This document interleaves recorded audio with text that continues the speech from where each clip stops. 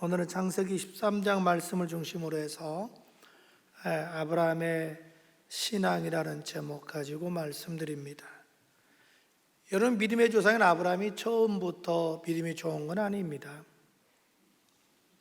하나님께서 너는 본토 친척 아비집을 떠나라고 분명히 말씀하셨는데 일부는 순종했지만 일부는 불순종하게 됩니다. 그 불순종한 내용 중에 하나가 조카 롯을 데리고 가나안 땅에 오게 됩니다. 그 불순종한 결과로 여러 가지 어려움을 겪게 됩니다. 그런 걸 다룬 것이 본문의 내용입니다. 먼저 조카 롯하고 불화가 일어납니다. 그리고 나중에 조카 롯이 적군의 포로로 잡혀가는 일이 벌어져서 목숨 걸고 조카 롯을 구하는 일이 생기게 됩니다.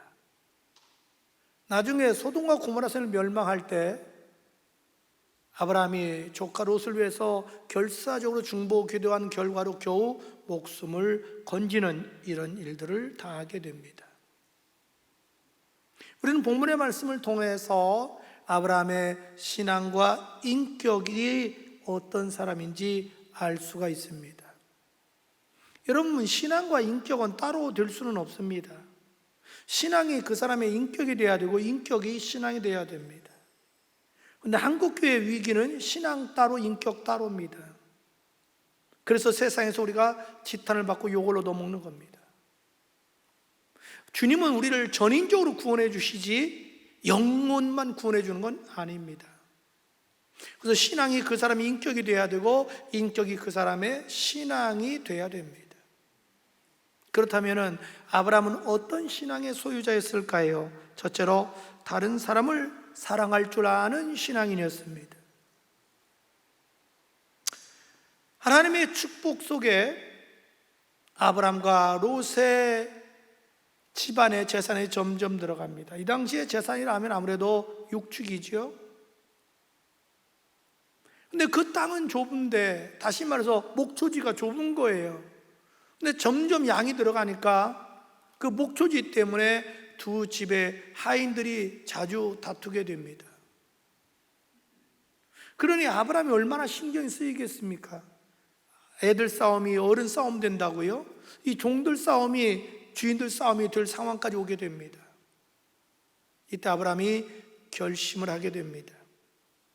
그래서 8절에 보면 오늘 아브라함이 롯을 불러서 이렇게 제안합니다. 우리는 한 친족이라 너나 나나 내 목자나 서로 다투게 하지 말자. 내 앞에 온 땅이 있지 아니하냐. 나를 떠나가라. 내가 좌하면 나는 우하고 내가 우하면 내가 좌하리라. 다시 말해서 아브라함이 선택권을 조카 롯에게 양보한 겁니다. 여러분, 큰아버지입니다.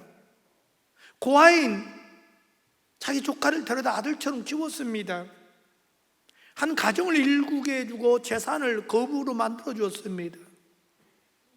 그럼 당연히 선택권이 큰아버지에게 아브라함에게 있어야 되죠. 그런데 선택권을 조카 롯에게 양보합니다. 왜 그랬을까요? 이유는 하나예요. 사랑하기 때문에. 여러분, 진정으로 누구를 사랑하면 상대방을 배려하게 됩니다. 양보하게 됩니다. 때로는 손해도 보게 됩니다. 여러분, 우리 부모님들 보십시오. 자녀를 사랑하기 때문에 좋은 건 다 양보하고 포기하고 다 내주잖아요. 그래서 부모님이 서운하다고 합니까? 그러지 않습니다. 우리 하나님 아버지 보십시오. 우리를 너무 사랑하기 때문에 독생자 위아들까지 내어주시고 모든 걸 양보하고 모든 걸 손해보지 않습니까? 그래서 로마서 5장 8절에 우리가 아직 죄인 되었을 때 그리스도께서 우리의 죽으심으로 하나님께서 우리에 대한 자기 사랑을 확증하셨다. 즉 사랑은 양보하는 겁니다. 사랑은 좀 손해보는 거예요. 왜 다툼이 일어납니까? 양보 안 하려고 하니까, 손해보지 않으려고 하니까, 즉 사랑하지 않기 때문에 문제가 생기는 거지요. 그 큰아버지의 제안을 받은 롯이 사방을 둘러보니까 저 동쪽에 에덴 동산 같다고 그랬어요. 에집트의 기름진 땅과 같다고 그랬어요. 그 소돔 땅을 향하여 선택해서 떠나게 됩니다. 10절 11절 다시 봅니다. 이에 롯이 눈을 들어 요단 지역을 바라본즉 소알까지 온 땅에 물이 넉넉하니 여호와께서 소돔과 고모라를 멸하시기 전이었으므로 여호와의 동산 같고 애굽 땅과 같았더라. 그러므로 롯이 요단 온 지역을 택하고 동으로 옮기니 그들이 서로 떠난지라. 여러분, 아브라함의 제안에 즉시 선택해서 떠나는 족한 모습을 본 아브라함도 인간이잖아요. 순간적으로 서운하지 않았을까요? 괘씸한 생각은 안 들었을까요? 어떻게 사람이 이렇게 배은망덕할 수 있나? 제사도 인간이 됐다면 예의가 있어야 되지. 아유, 큰아버지 무슨 말씀이세요? 큰아버지가 먼저 선택하세요. 그 다음에 제가 그러면 할게요. 이게 인간의 도리 아니겠습니까? 인간이 어떻게 이렇게 되먹을 수가 있겠어요? 아무리 사랑이 넘친 아브라함도 서운했겠죠, 순간적으로. 근데 놀라운 것은 그때 하나님이 나타나서 위로해 주시고 축복을 약속해 주십니다. 그게 뭐냐면 먼저 아브라함에게 롯을 떠난 이후에 꿈과 비전을 주셨어요. 그게 바로 14절입니다. 14절 이렇게 말합니다. 롯이 아브라함을 떠난 후에 여호와께서 아브라함에게 이르시되 너는 눈을 들어 너 있는 곳에서 북쪽과 남쪽 그리고 동쪽과 서쪽을 바라보라. 동서남북 바라보라. 비전과 꿈을 주시는 거예요. 여러분, 우리가 하나님 말씀에 순종하면, 우리가 사랑해서 때로는 손에 양보하면 하나님이 그 이상 우리에게 축복해 주십니다. 비전과 꿈을 먼저 주셔요. 그리고 그 가나안 땅을 주시겠다고 약속하셔요. 15절 보이는 땅을 내가 너와 내 자손에게 주리니 영원히 이르리라. 여기 중요한 게 나와요. 이 가나안 땅을 너만 주는 게 아니라 자손에게 주는데 영원히 주겠다고 그래요. 근데 사실은 이 말씀이 한 번도 지금까지 이루어진 일이 없어요. 저들이 가나안 땅을 영원히 소유한 일이 없습니다. 역사적으로. 언제 이루어지냐? 마지막 때 주님이 재림하고 나서 천년 왕국이 이루어질 때 그때 이루어져요. 그 다음에 뭘 또 약속해 주시냐면 자손을 번성케 해주시겠다고 약속해 주십니다. 16절 볼까요? 16절 내가 내 자손이 땅에 티끌같게 하리니 사람이 땅에 티끌등이 셀 수 있을진데 내 자손도 세리라.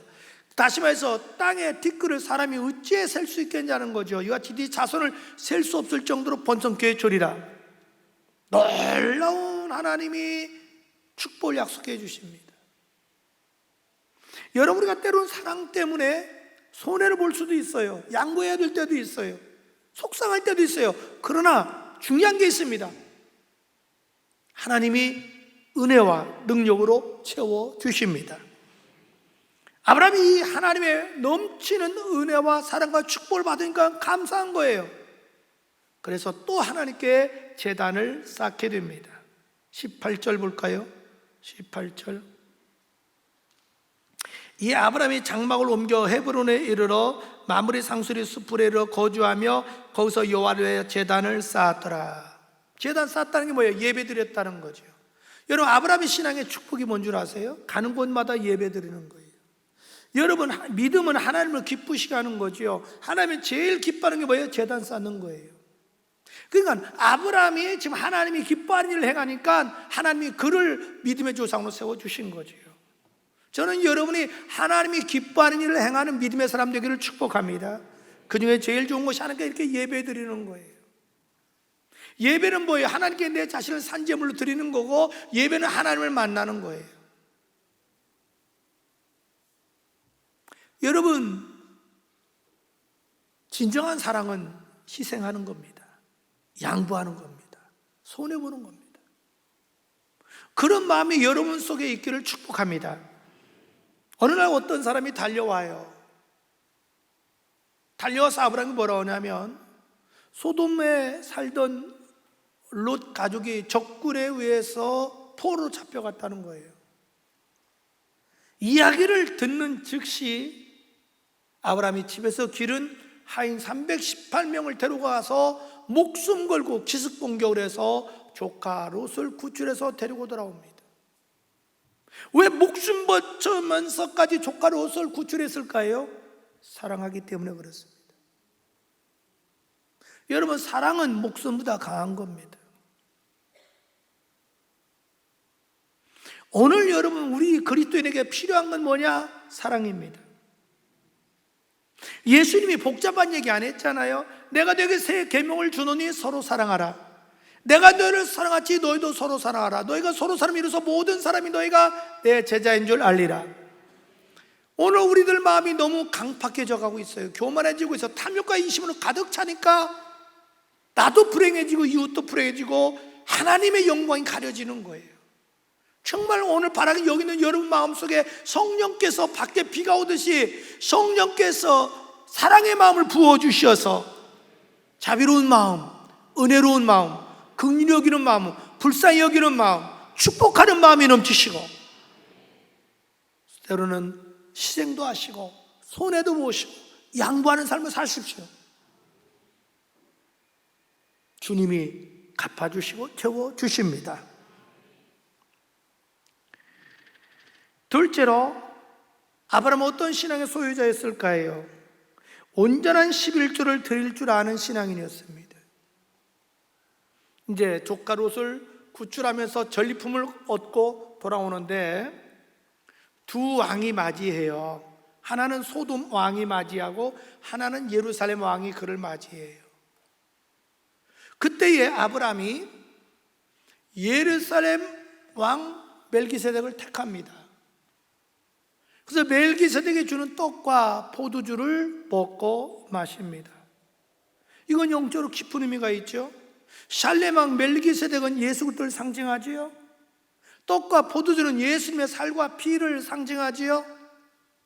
다시 말해서 아브라함은 자기가 적을 물리치고 조카를 구출하고 승리해서 여기까지 돌아올 수 있는 것은 하나님의 도우심이었다, 하나님의 은혜였다, 그걸 믿은 거예요. 믿었기 때문에 샬렘 왕을 택하지 않고 멜기세덱을 택하고 떡과 포도주를 마신 거예요.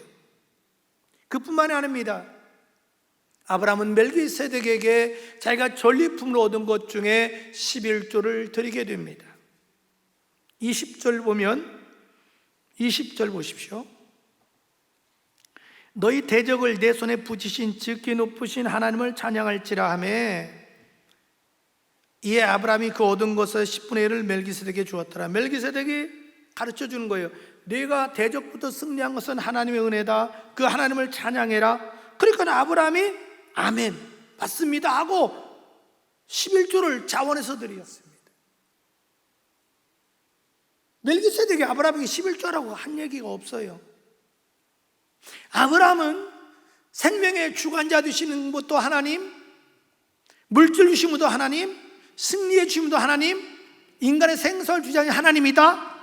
그걸 믿었기 때문에 너무나 주님의 은혜가 감사해서 승리하도록 도와준 게 고마워서, 전리품을 얻게 해준 게 고마워서 자원해서 11조를 드린 거지요. 여러분, 이것이 11조 정신이지요. 여러분, 왜 우리가 11조 해야 됩니까? 물론 하나님의 명령이기도 하지만 본질적으로 물질의 주인이 하나님이시고 생명의 주인이 하나님이시고 나에게 은혜와 능력 주신 분이 하나님이기 때문에, 하나님을 사랑하기 때문에 하나님 은혜가 감사해서 믿음으로 11조 해야 됩니다. 그뿐만이 아니죠. 11조는 또 축복의 씨앗이 되기도 하지요. 여러분, 씨앗을 심어야만이 싹이 나고 자라고 열매가 될 거 아닙니까? 하나님은 그렇게 말을 합니다. 11조는 하나님의 절대 주권을 인정하는 것인 동시에 너에게 축복의 씨앗이다. 왜 하나님 우리에게 11조를 하라고 한 줄 압니까? 내가 너에게 그걸 통해서 축복을 주기 위함이다. 마치 저수지에 물이 많아도 파이프가 내 집에 연결되지 않으면 물을 마실 수 없어요, 수돗물을. 그렇듯이 11조는 하나님과 나를 축복을 연결하는 파이프라 이 말이죠. 그 11조는 파이프를 통해서 하나님 우리에게 넘치도록 복을 주시겠다라는 거죠. 여러분, 농부는 자연의 원리를 알아요. 심어야 거두고 심은 만큼 거둡니다. 그래서 말라기서 3장 10절에 이렇게 말합니다. 만군의 여호와가 이르노라 너희 온전한 11조를 창고에 들여 나의 집에 양식이 있게 하고 그것으로 나를 시험하여 내가 하늘을 열고 너에게 복을 쌓을 것이 없도록 붙지 아니하나 보라, 이렇게 말합니다. 여러분, 11조는 율법이 아닙니다. 아브라함은 율법이 있기 수백 년 전 사람입니다. 우리는 예수의 피로 구원받아 하나님의 자녀가 된 사람입니다. 우리는 예수를 나의 주님이라고 고백했습니다. 그렇다면 내 생명도 내 모든 거 주님 겁니다. 주님이 주신 거 우리는 관리하는 청직입니다. 그렇다면 여러분, 11조는 하나님의 절대 주권이에요. 하나님 내 생명의 주인을 물질의 주인으로 인정하는 거예요. 그리고 11조는 축복의 통로예요. 여러분, 이거 순종해야 여러분의 모든 삶에서 풀립니다. 저는 여러분이 자원에서 믿음으로 11조 드린 여러분 되기를 축복합니다. 셋째로, 아브라함은 어떤 신앙의 소유자였을까요? 다른 사람을 섬길 줄 아는 신앙인이었습니다. 아브라함은요, 중동 지역에 살았잖아요. 중동 지역이 날씨가 항상 맑아요. 이른 아침부터 태양이 떠오르면 땅을 달구기 시작합니다. 정오쯤 되면 땅이 달구어집니다. 일하기도 어렵고 여행하기도 참 어렵습니다. 아브라함은 자기 장막 있는 집 근처에 상수리나무 숲이 있었습니다. 더우니까 쉬려고 상수리나무 아래에서 그늘에서 쉬고 있는데 마침 정오가 되었습니다. 근데 보니까 나그네 세 분이 지나가는데 좀 연세가 들어 보인 것 같아요. 그때 마음에 감동이 와요. 깨달음이 와요. 그냥 가시지 말고 피곤하신데 그냥 저 쉬었다 가시면 안 되겠냐고, 식사 좀 하고 가시라고 그러는 거예요. 그러더니 집에 가서 물을 떠다가, 중동은 물이 귀하잖아요. 그분 나그네가 씻을 수 있도록 해주고, 집에 가서 가장 좋은 송아지를 잡고 그 다음에 버터 가지고 해서 맛있는 요리해서 마치 자기 상전 대접하듯이 온정성을 다하여 대접합니다. 아브라함이 그 사람 누군지 솔직히 몰라요. 지금 나중에 알고 보니까 하나님이, 천사가 현현한 거예요. 결국 그날 대접이 하나님을 대접한 거예요. 창세기 18장 1절 이하에 이렇게 말합니다. 여호와께서 마물의 상수리 나무들이 있는 곳에서 아브라함에게 나타나시니라. 날이 뜨거울 때에 그가 장막문 앞에 앉아있다가 눈을 들어본즉 사람 셋이 맞은편에 섰는지라. 그가 아브라함이 그 나그네들을 보자 그 장막문에서 달려나가 영접하여 몸을 땅에 굽혀 이르되 내 주여, 내가 주께 은혜를 입어 싸우며 원하건대 종을 떠나 지나가지 마옵소서 하고, 7절 8절에 보니까 아브라함이 또 가축되어 있는 곳으로 달려가서 기름지고 좋은 송아지를 잡아 하인에게 주니 그가 급히 요리한지라. 아브라함이 엉킨 젖과 우유와 하인의 요리한 송아지를 가져다가 그들 앞에 차려놓고 나무 아래 모셔 섬에 그들이 먹으니라. 이때까지 정말 몰라요. 그런데 이 사건 때문에 나중에 이제 자기 정체를 밝혀요. 천사가 나는 하나님이고 난 천사다. 깜짝 놀라죠. 그래서 하나님이 그에게 엄청난 축복을 약속합니다. 먼저 반드시 내년 이맘때 아들을 주시겠다고 약속합니다. 창세기 18장 10절, 그가 이르되, 하나님이 이르되 내년 이맘때 내가 반드시 내게로 돌아오리니 내 아내 사라에게 아들이 있으리라 하시니 사라가 그 뒤 장막문에 들었더라. 즉 자손의 축복이에요. 우리나라 역사도 보면 다른 사람은 잘 섬긴 집 보면 자손이 잘 돼요. 그 다음에 하나님이 또 무슨 약속을 하냐면 너는 내가 강대 나라를 만들어주겠다. 나라를 만들어주겠다는 거예요. 지금 자손이 없는 그에게. 그리고 너로 말미암아 천하 만민이 복을 받게 해주겠다. 너를 복의 사람으로 만들어주겠다. 18절, 아브라함은 강대한 나라가 되고 천하 만민은 그로 말미암아 복을 받게 될 것이다. 그 자신을 축복해 줍니다. 그 다음에 세 번째는요, 조카 롯이 사는 소돔을, 고모라성을 하나님이 심판한 것을 미리 알려주십니다. 성경은 이렇게 말을 합니다. 20절, 여호와께서 또 이르시되 소돔과 고모라에 대한 부르짐이 크고 그 죄악이 심히 무거우니, 이렇게 말씀하십니다. 여러분, 아브라함은 저분들이 우리 좀 배고픕니다, 나그네입니다, 먹을 거 좀 주세요, 그래서 섬긴 게 아니에요. 아브라함이 뭘 바라보고 섬긴 건 아니에요. 아브라함은 본성이 원래 착한 사람이에요. 남에게 섬기기 좋아하고 베풀기 좋아하고 그런 사람이에요. 그렇기 때문에 이유도 없이 조건도 없이 섬겼다가 분에 넘치는 축복을 받은 거예요. 그래서 신약은 이렇게 말을 합니다. 아브라함이 이 사건을 예로 들어서 히브리서 13장 1, 2절에 다시 화상 보고 시작. 형제 사랑하기를 계속하고 손님 접대하기를 잊지 말라. 이로써 부지 중에 천사들 대접한 이들이 있었느니라. 이렇게 말합니다. 진짜로 사랑이 뭐냐? 베푸는 거예요. 섬기는 거예요. 사랑은 말로 하는 게 아니에요. 연필로 쓰는 게 아니에요. 행함이 없는 사랑은 죽은 사랑이에요. 그 사랑의 결정이 베풀고 섬기는 거라는 거죠. 그래서 부지 중에 천사를 대접했다고 얘기하지 않습니다. 여러분, 예수님 오신 목적이 뭐예요? 섬기기 위해서 오셨지요. 마가복음 10장 45절은 말합니다. 인자가 온 것은 섬김을 받으러 온 게 아니라 도리어 섬기려 하고 자기 목숨을 많은 사람의 대속물로 주려 합니다. 여러분, 기독교의 황금률이 무엇인 줄 압니까? 그것은 대접하라는 거예요. 섬기라는 거예요.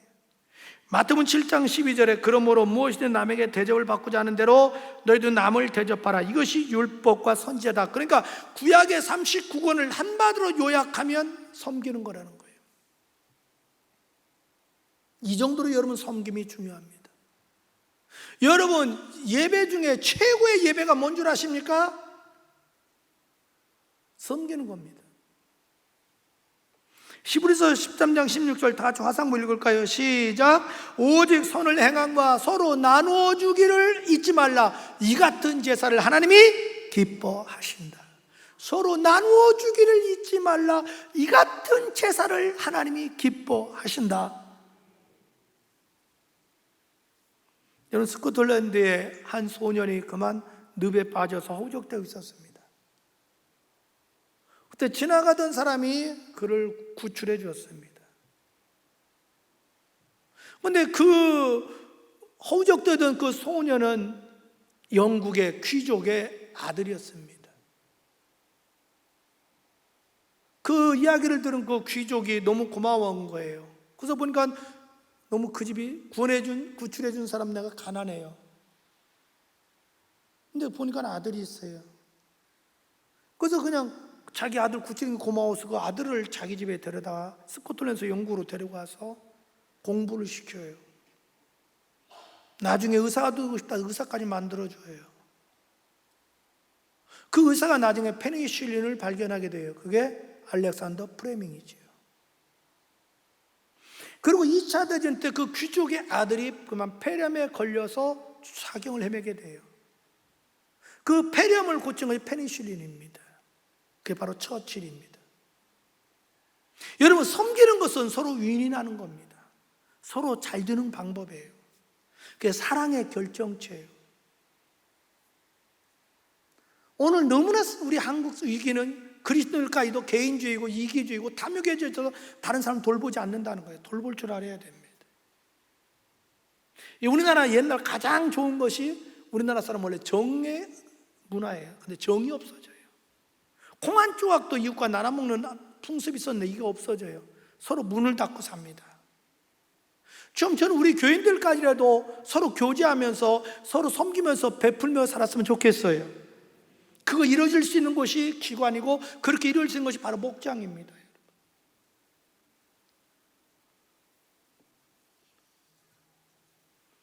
그래서 우리 그리스도의 집은 오픈할 줄 알아야 돼요. 죄송한 선교단체 사람들이 교회를 잘 안 오려고 그래요. 왜요? 선교단체 사람들은 말씀을 실천하려고 그래요. 참 자기 삶을 오픈합니다. 집을 오픈해요. 근데 교인들은 잘 안 하려고 그래요. 자꾸 가식이에요. 숨기려고 그래요. 근데 그분들이 제일 싫어하는 게 가식이거든요. 위선이거든요. 그래서 선교단체 사람이 교회를 안 오려고 하는 이유가 여기에 있어요. 근데 우리는 특별히 제자 훈련하는 교회잖아요. 그럼 여러분의 마음을 열고 진솔해야 돼요. 좀 진지해야 돼요. 가식 쓰지 마, 위선하지 마세요. 이미 다 알잖아요. 서로가 주님 알고 우리가 서로 알잖아요. 있는 그대로 사는 거예요. 열린 모습으로 날 보여주고 내 집을 오픈하는 거예요. 그것이 정말 사랑이거든요. 그래서 서로 베풀고 서로 나누고. 그래서 우리나라 좋은 풍습 있잖아요. 형님 먼저 아우 먼저. 거기서 나온 것이 무슨 라면 뭐 그렇게. 광고도 한때 멋있는 광고 있었잖아요. 주고 싶은 마음, 먹고 싶은 마음은 무슨 포머스 아이스크림. 참 그게 우리나라 전통 문화에 대한 그걸 갖다가 카피한 거거든요. 저는 여러분 마음에 성령께서 정말 사랑을 부어주시고 베풀고 섬길 수 있는 아름다운 마음을 주기를 축복합니다. 넷째로, 아브라함은 어떤 신앙을 소유했을까요? 다른 사람을 해서 중보기도 할 줄 아는 신앙인이었습니다. 여러분, 하나님을 통해서 조카 롯이 소돔과 고모라 성에 사는데 죄악이 관여해서 하나님이 멸망시키겠다는 얘기를 듣고 너무 충격을 받게 돼요. 자기 조카 롯이 이제 멸망당하게 생겼어요. 그러니까 결사적으로 하나님께 매어 달려 기도합니다. 어느 정도로 결사적으로 기도한 중보기도 한 줄 압니까? 창세기 18장 32절에 아브라함이 또 이르되 주는 노하지 마옵소서 내가 이번만 더 아뢰리이다. 거기서 10명을 찾으면 50명, 45명, 40명, 30명, 20명, 10명을 찾으면 어찌하겠습니까? 하나님 말합니다. 내가 10명만 의인이 있어도 멸망하지 않겠다. 그 결과로 조카 롯을 구출하게 됩니다.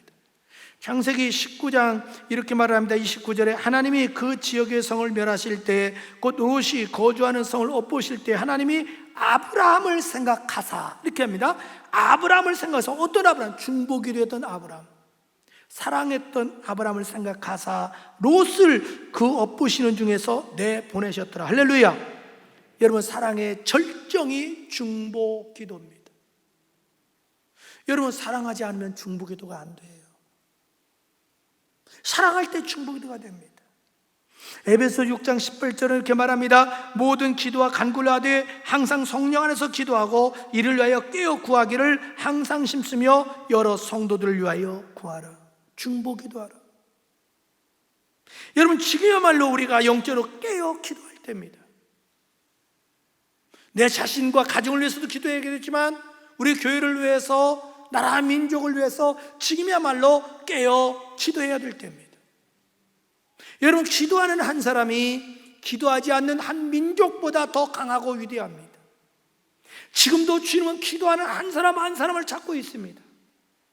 여러분이 아브라함처럼 아브라함의 신앙을 이어받아 중보 대열에 참여하는 여러분 되기를 축복합니다.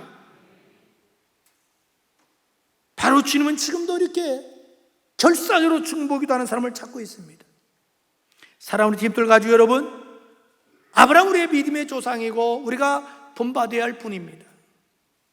저는 여러분들이 아브라함처럼 다른 사람을 사랑할 줄 아는 사람, 온전한 11조를 드릴 줄 아는 신앙, 다른 사람을 섬길 줄 아는 신앙, 다른 사람 중보기도 할 줄 아는 신앙인이 되기를 주의 이름으로 축복합니다. 기도합시다.